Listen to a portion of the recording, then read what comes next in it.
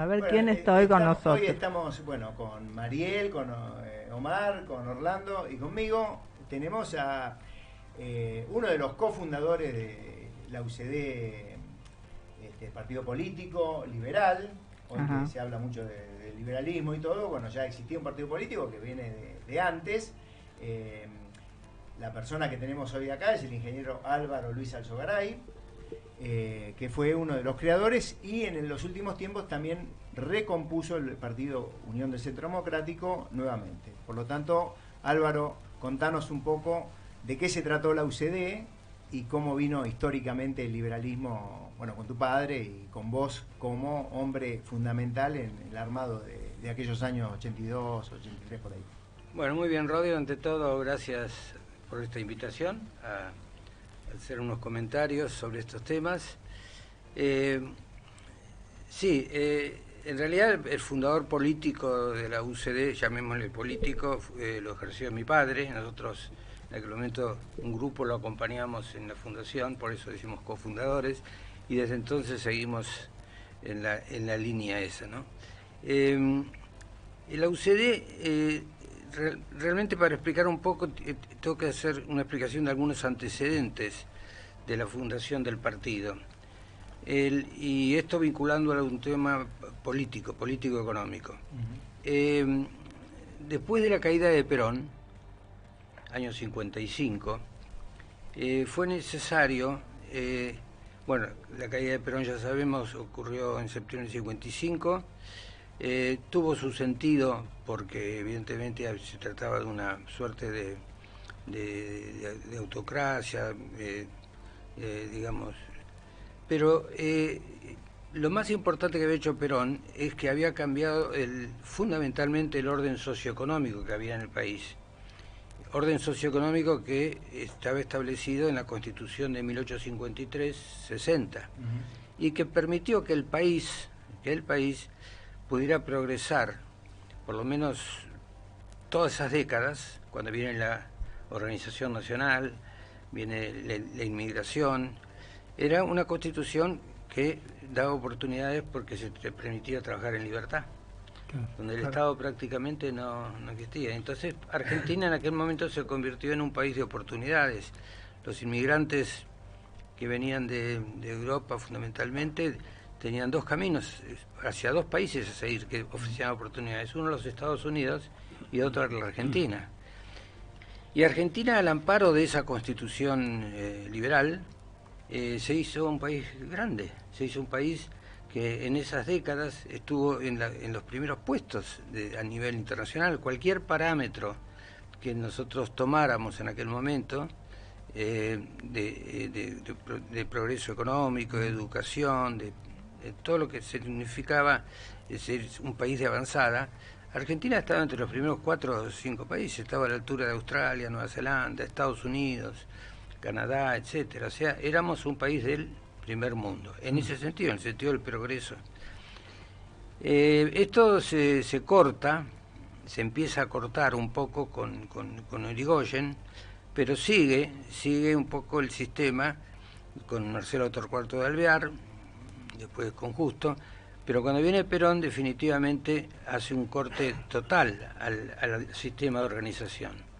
Cambia la Constitución de 1853-60 por la Constitución del 49, que es una constitución de extracción media fascista. No nos olvidemos que Perón había venido de Italia como agregado militar con ideas ya del fascismo, de Mussolini, y bueno, viene, consigue modificar la Constitución hacia la del 49, donde pasaba todo a manos de la concepción, ¿no? Sí. Del progreso a manos del Estado, básicamente. Ya no era el individuo, Claro. que en un mercado, que en un sistema de libertad tomaba iniciativas y se desarrollaba, podía progresar, podía fracasar, no, sino que ya era el Estado que tenía que decirle al individuo que tenía que trabajar y qué áreas el Estado se reservaba. Ahí Perón lo que hace es, y esto viene bien para lo que vamos a hablar después, lo que hace es empezar un proceso de expropiaciones muy vasto. Todo lo que era importante en el país, energía, transporte, comunicaciones, etcétera, pasó a manos del Estado. Cuando expropió ferrocarriles que estaban explotando los ingleses, se hizo una fiesta nacional, porque además se hacía propaganda política con ese tipo de expropiaciones, que era como la soberanía, que todavía siguen diciendo algunos, que la soberanía pasa por tener YPF o por tener... y hubo fábricas también que habían... Bueno, y entonces y Perón expropia además fábricas privadas. Mi padre fue una víctima de la expropiación. Él había organizado una compañía aérea. Fue la primera, ¿no? Que hubo. Fue una de las dos primeras, sí, que hacía el viaje al norte, a Tartagal, con los famosos aviones DC-3, que eran una especie de Forte de la época, ¿no es cierto? Y dejando de lado que Perón conculcó libertades individuales, al señor Balbín por opinar distinto lo metió preso y todas esas cosas. Pero no importa. El tema es que cae Perón, pero se mantiene la Constitución del 49. Mi padre ahí le toca, es invitado a formar parte del gobierno de la Revolución Libertadora, y él era joven, tenía 41 años, algo así, como ministro de Industria, el general Aramburu, y él se dio cuenta, pues ya venía estudiando mucho, el problema era el empresario en ese momento, venía estudiando mucho el problema económico, social de los países, y sobre todo venía estudiando qué habían hecho los países después de la guerra, después del 45, ¿no es cierto? Y vio que los países que después del 45, que estaban destruidos moral y materialmente, habían aplicado determinadas políticas, por supuesto todas ellas de orientación liberal. Entonces economía social de mercado, ¿no? En el caso de Alemania, con Ludwig Erhard en el 48, produce un cambio de 180 grados y se aplica la economía. Tuvieron 4 o 5 años deambulando sin hacer nada las fuerzas de ocupación, hasta que decide el señor Ludwig Erhard, el llamado autor del milagro alemán, que a ver ustedes habrán escuchado, en muy pocos días da vuelta a la tortilla y aplica la economía social de mercado, que eso era liberar todos los controles. O sea, la revolución del 55 no cambia nada. O sea, la revolución del 55 no cambia nada. Mi padre hace un esfuerzo para decirle al gobierno militar de entonces, en el gabinete, digo estos antecedentes porque sirve para analizar algunas cosas después, en el gabinete, de la necesidad del cambio del sistema socioeconómico, que la del 49 no lo permitía. El gobierno militar hace una cosa bien, que llama a una convención constituyente para volver a la constitución del 53-60, con una convención reformadora. Pero no quería cambiar el orden socioeconómico implantado por Perón. Entonces, mi padre en aquel momento le dice, mire, la caída de Perón está bien por todo lo que significó por el país, etcétera, pero aprovechemos que esto es una revolución, y ya que se va a volver al 53-60, es modificar el sistema socioeconómico. Es decir, empecemos a hablar de mercados libres, empecemos a hablar de empresas privatizadas, empecemos a hablar de que YPF no tiene que ser una empresa monopólica estatal. Bueno, en aquel momento el gabinete no le gustaba esa idea, porque decía que sobre todo el general Aramburu le dijo que como era un gobierno de transición no podían ir a fondo. Me parecía, ¿por qué no? Aprovechemos, pero de todas maneras no hubo caso. Pidió que se hable con la Junta Consultiva Nacional. La Junta Consultiva Nacional era un organismo, como no había Congreso, era un organismo que estaba integrado por dirigentes políticos. Claro, la dictadura pasaron esas cosas. Claro, y que pasó después con otro organismo, con partidos políticos no peronistas. Estaban todos, estaban radicales, estaban conservadores, estaba el comunista, socialista, pero no tenía que ser peronista. Era una melange. Claro. Cuando mi padre le lleva la necesidad de modificar el sistema hacia un orden social de la libertad, bueno, vamos a decir que no le fue del todo bien, porque estaban todos de vuelta con el virus del peronismo en la mentalidad en ese momento. Afectaba a todos y a los dirigentes políticos en lugar. Bueno, entonces renuncia y ahí empieza un poco, y engancho con los antecedentes de la UCD. Cuando se va el gobierno de la Revolución Libertadora, mi madre lo escucha hablar y le dice, pero esto hay que hacerlo, hay que decírselo. Mi madre lo empujó siempre, lo apoyó siempre, hay que decírselo a la gente. Sí, pero hay que formar un partido político para eso. Y bueno, hay que animarse a formarlo. Y ahí funda un partido político chico en ese momento que se llamaba el Partido Cívico Independiente, que era el único partido que llevaba las ideas liberales, la plataforma, la doctrina, y que existía. El único. El Partido Cívico Independiente se presenta a elecciones constituyentes, hace una relativa buena elección, pero evidentemente la mentalidad predominante en aquella época era muy socialista, muy intervencionista, muy del Estado. Y entonces no había manera. Además estaba el problema del Perón, que se había ido, el problema del radicalismo, que pensaba lo mismo, el socialismo, o sea que era muy difícil captar.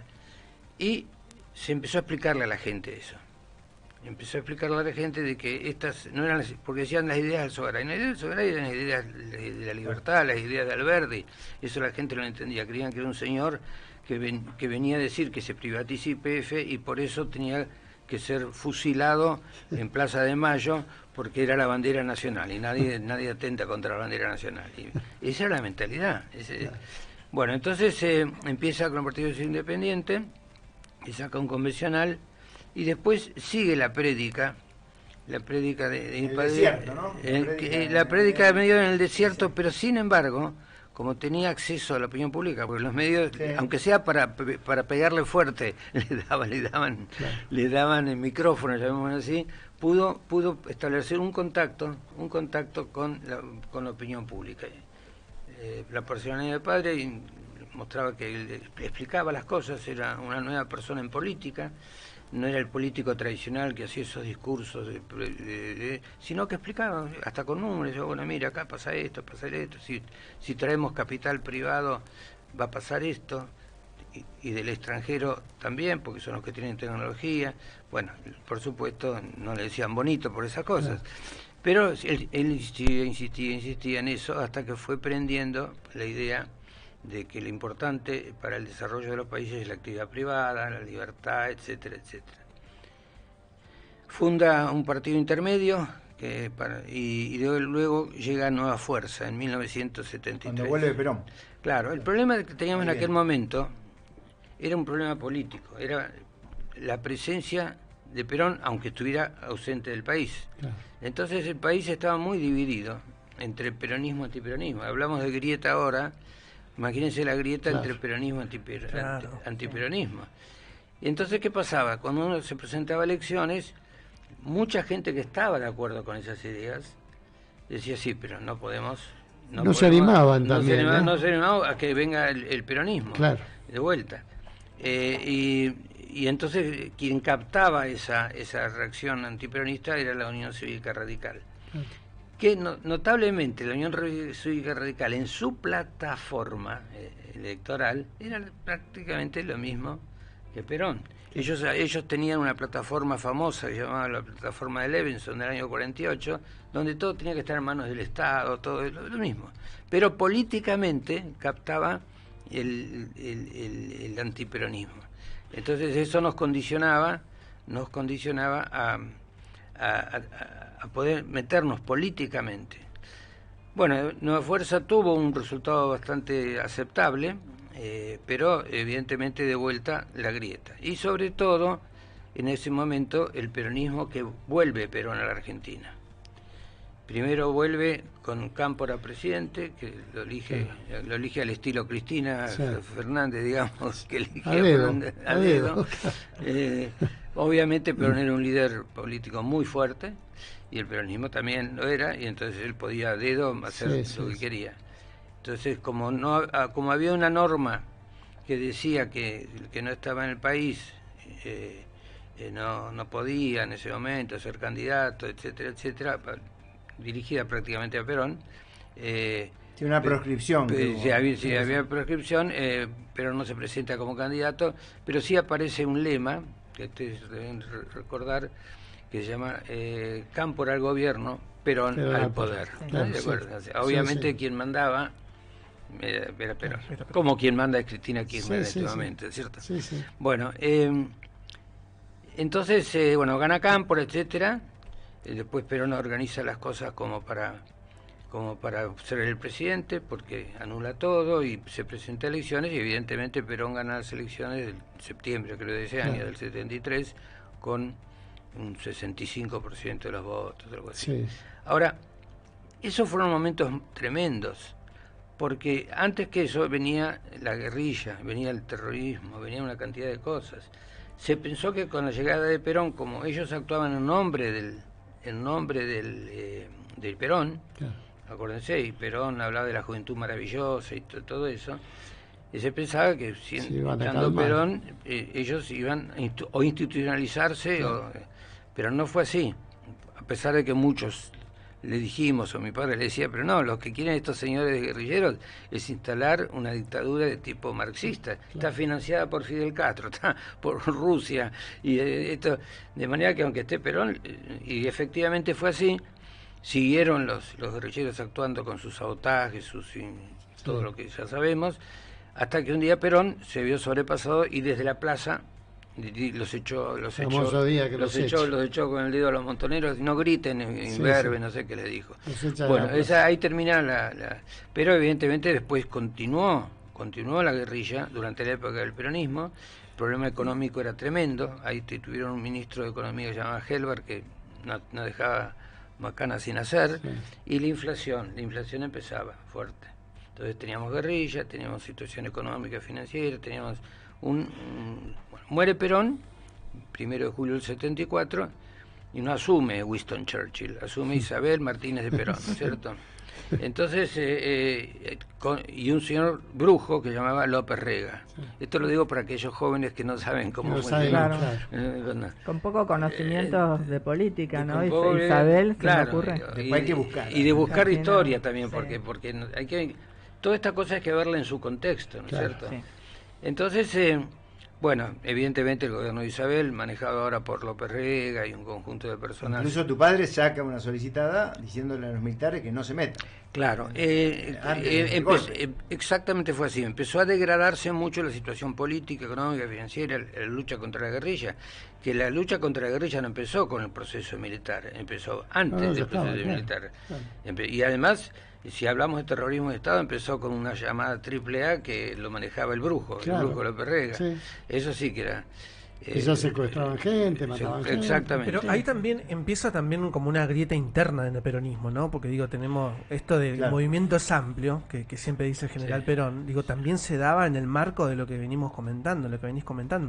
Porque había jóvenes que decían... Cuando empieza la grieta interna, sobre todo cuando muere Perón, porque en vida Perón podría aglutinar un poco las cosas con mano de hierro, porque era un líder natural, político y verticalista, digamos. Claro. Pero desaparece Perón, aparece esta señora y empiezan las grietas y las peleas sindicalistas, de todo tipo, ¿no? Ya cuando Perón los echa de la plaza, creo, que ahí los montoneros ya pasan a la clandestinidad. En ese mismo día, al día siguiente, declararon que pasaron a la clandestinidad. Claro, y continuaron, estamos en el año 74. Continuaron esos años, hasta el 76, la intervención militar, pero con una cantidad de atentados, de esto. Hay un buen libro que se llama Los Otros Muertos, de una chica que es ahora diputada, de Victoria Villarruel, que indica la cantidad de atentados que en ese periodo, muertes, asesinatos hubo, porque acá parece que de repente el lío empezó el 24 de marzo del 76, y en realidad había empezado de antes, en el año 70, primero con el secuestro y muerte de Aramburu. Entonces, el país se fue degradando, no por supuesto no habían inversiones, seguíamos en la lucha antiguerrillera, la inseguridad, todo lo que significa, hasta que viene la intervención militar en el 76. Sí, es correcto lo que dice Rodion. Mi padre dijo no hay que hacer, porque además todo el mundo la pedía, y además lo pedía públicamente, todos los políticos salían a decir acá tienen que venir, es increíble todo. Y ahí fue el caos. Lo que después se desgarran las vestiduras, que hubo un golpe, pero hay que ver lo que es la crónica, ¿no? Claro. Y mi padre fue el único que dijo no. sigamos porque va a haber elecciones, aguantemos, si no después le van a echar la culpa a la intervención militar del lío que están armando. Es la clase política, los partidos políticos los que han llevado esta situación, los que debían asumir esa responsabilidad. Entonces no corresponde romper el orden democrático en estas circunstancias. Pero marché preso, ya estaba muy jugada la situación, muy degradada la situación, y la intervención militar se produce el 24 de marzo del 76. Que vamos a aclarar que en ese momento la sociedad, porque ahora se festeja pero por otras razones, en ese momento la sociedad tuvo un desahogo, un alivio inmenso por el tema de la guerrilla, fundamentalmente, y la situación económica y la hiperinflación que la señora Martínez de Perón no estaba dejando. No había país prácticamente. Entonces, cuando había la intervención militar, viene como un salvavidas de ese momento, y además porque se sabía que iban a estar más duros contra la guerrilla. Que entre paréntesis, y esa es otra de las cosas de la historia, me estoy desviando un poquito del tema, pero ya voy a entrar, que entre paréntesis, la intervención militar que ocurre en el 76 no empieza a luchar contra la guerrilla, ya venía antes con un decreto del gobierno de Isabel Perón, etcétera, porque en Tucumán ya estaba desbandada la cosa, estaban tomando territorio, y hay un famoso decreto donde dice que hay que aniquilar la acción subversiva y le da ese poder a los militares. Así que si los militares fueron malos antes durante un gobierno constitucional.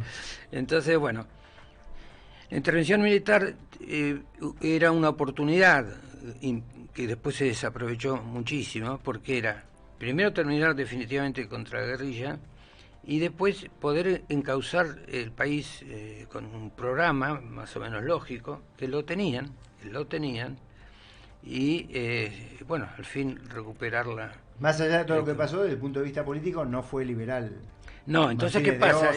Entonces llama a ciertas personas que tenían aspecto de liberal, ¿no es cierto? Pero no se actuó bien en el camino de las transformaciones, de las reformas que tenían.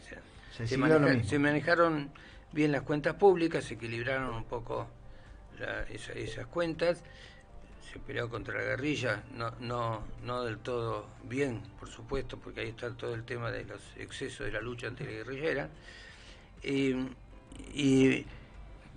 bueno, y finalmente entramos en el periodo de Malvinas, cuando en el 82 medio nos enloquecemos y el general Galtieri, el grupo militar, decide invadir la Malvinas con el señor Costa Méndez, que era el ministro de... El canciller. Ahí mi padre no estaba informado, nadie estaba informado que iban a hacer ese día, al día siguiente, pero el mismo día que invadieron las Malvinas, cuando el pueblo iba a las calles, a las plazas, todo esto, de vuelta, mi padre en soledad, en el desierto, dicen, hemos hecho una macana impresionante, porque eso significa a Inglaterra declararle la guerra. No le creían, no, que van a venir, si vienen lejos, que se emborrachan, dicen que son los gurkas que no tienen la camiseta, no son los ingleses, bueno, un desastre. Un día un señor que se llama José María Muñoz, que transmitía fútbol, consiguió hacer una reunión en Plaza de Mayo, donde fue el pueblo entero, la gente ayudaba, ponía, bueno, habíamos perdido, y los dirigentes políticos iban a las Malvinas a comprar cosas, chucherías, bueno, parecía que era una cosa. Por supuesto, eso le valió a mi padre el título de vuelta, de vendido al oro extranjero, a la patria, al fusilamiento. Dice, bueno, pero miren que si sale Inglaterra y va a salir, porque el que conoce la historia inglesa, Inglaterra no, y además hay una señora primer ministro que se llama Margaret Thatcher, que no anda con chiquitas. La dama de hierro. La dama de hierro, y va a salir, si sale la guerra que sea o la operación militar está perdida. No le creían, decía que no era argentino, porque cómo no le íbamos a ganar. No le vamos a ganar a los ingleses, se decía. Entonces propuso en aquel momento algo que pudiera salvar las papas y decir, pongamos a las Naciones Unidas las 3 banderas en las islas, propongamos las 3 banderas, Naciones Unidas, la británica y la argentina, y discutamos, ya que estamos ahí, una negociación, pero con un alto de futuras hostilidades que pudieran ocurrir. Claro, por eso lo he hecho decir que pongamos una bandera británica de vuelta, de vuelta en la historia de Vendepatria. Eso Costa Méndez se opuso, pero de ninguna manera, y bueno, jugamos todo nada y se perdió la Malvinas. Y así no fue. Y vuelve la democracia. Y vuelve la democracia. Entonces, claro, entonces ahí viene el tema. Cuando viene, y ahora engancho con ustedes. Cuando viene el cierre el proceso Malvinas y el cierre de la intervención militar, porque los militares ya no daban más, el sistema de los militares estaba agotado, etcétera, etcétera. Ahí fue cuando mi padre convoca a una reunión que resultó ser importantísima para decir que el gobierno militar está agotado, con seguridad, todavía no lo había hecho, con seguridad va a tener que llamar elecciones y hay que prepararse para eso. Y ahí empieza la historia de la UCD. Es decir, ¿en una cabina telefónica? Sí, eso fue después, pero después hicimos River. ¿Cuál era el planteo que se hacía en este momento? El sistema socioeconómico, que venía ya de la época de Perón, después con mayor o menor grado, ¿no? Hubo un periodo de Frondizi donde estuvo bien encaminado, y después se cortó ese esfuerzo. Pero el sistema socioeconómico, caracterizado por el estatismo, el intervencionismo, el dirigismo, la inflación, ese sistema ya está agotado en el país. Claro. ¿Qué es lo que tenemos que hacer? Concretamente, volver al sistema de la Constitución, al sistema de la libertad, el orden social de libertad, el respeto a la propiedad privada, la iniciativa privada, de destrabar todas las regulaciones y trabas que existen en el país para poder progresar, para poder... bueno, todo lo que sabemos, lo que el Estado cuando mete sus garras... Entonces dicen, en este momento nadie en el país representa el sistema de la Constitución, el sistema de la libertad. Nadie. Porque podía existir el Partido Peronista, que seguramente se iba a constituir, y el Partido Radical. Claro. Y otra vez, aunque no estuviera Perón, la polarización se podía producir. Entonces, dice, lo que nosotros buscamos es que exista un partido político en la República Argentina que represente las ideas de la libertad, el sistema nuestro de la Constitución, que ya todos sabemos, el respeto de los derechos individuales, los principios, derechos y garantías que nuestra Constitución establece en su primera parte dogmática, y por supuesto el régimen republicano. Y tenemos que ir a fondo sobre eso. Para ir a fondo sobre eso, tenemos que producir reformas importantes. Es increíble cómo se repite la historia ahora. Tenemos que ir a reformas fundamentales, claro, económicas, estructurales, que nos diga, pues yo puedo decir, yo respeto la Constitución, pero la digo de palabra. Si mientras tanto tengo controles de precio, controles de esto, controles, no estoy respetando nada. Entonces lo que proponía la UCD era un programa de reformas que pudiéramos volver al sistema de la Constitución que ya fue y le hizo grande al país en el 53-60. Notablemente, esta vez se funda la Unión del Centro Democrático y esta vez la gente empezó a adherir, sobre todo la juventud. Claro. Sobre todo la juventud. Ahora, ¿qué pasa? Se presenta elecciones en el año 83, pero todavía estaba vigente el miedo al peronismo. Incluso el nuevo peronismo que venía muy fuerte, por otro lado, acuérdense de la quema del cajón en la 9 de julio y todas esas cosas. Y entonces... no había una elección directa, sino por... Era por electores. Eran por electores. Votando a la UCD, votaban por Alfonsín después. Claro, ¿no? Exactamente, eso es lo que decía. El sistema no es directo, sino por la vía del colegio electoral. Bueno, ahí no se hizo una buena elección todavía. Gana Alfonsín. Alfonsín venía de la izquierda y venía del socialismo, digamos así. Sí. Era un poco la contracara que Balbín representaba, más el liberalismo político, no económico, sí. Y Alfonsín vino con mucha fuerza por ese lado. Gana Alfonsín. Mi padre es electo un diputado de la Nación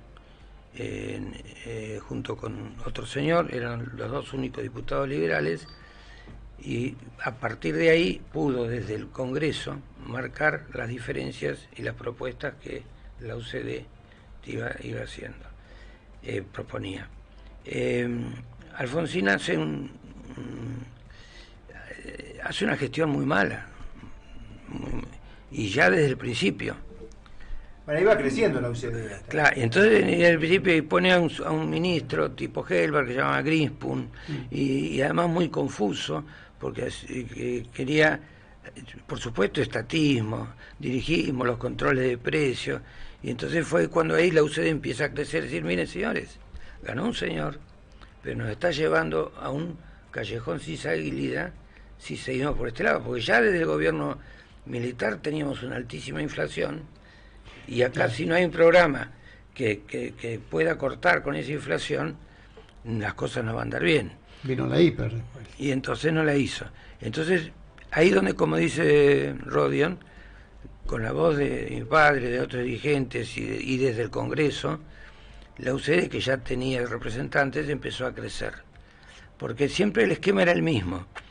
El sistema está agotado, y el señor Alfonsín encima no solo no lo cambia, sino que lo agota aún más. Claro. Y esto vamos a terminar en un proceso inflacionario, y por primera vez la palabra, o la segunda vez, porque la otra vez fue Isabel Perón, hiperinflacionario. Por supuesto, no lo creyeron, pero ellos mismos se dieron cuenta en un momento dado de que había que parar este tema con el llamado Plan Austral, ¿se acuerdan? ¿Se acuerdan? Sí. Y después el Plan Primavera, que en los considerandos era muy bueno, porque hablaba del equilibrio de las cuentas públicas, del déficit que no debía haber. Sí, pero en la práctica no funcionó. No, es que no hicieron las cosas. Claro.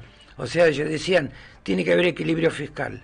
Perfecto. Pero después seguía el Estado gastando. Claro. Entonces, lo que decían, del Plan Austral se pasó al Plan Primavera, igual fracaso. Piensen que el plan Austral tenía 0,80 centavos por dólar, éramos más fuertes que el dólar. Álvaro, ¿sabés qué? Bueno, vienen llegando mensajes a la red de lo que venimos comentando. Ahí también mando un saludo. Bueno, dice que sos un gran dirigente de la UCD.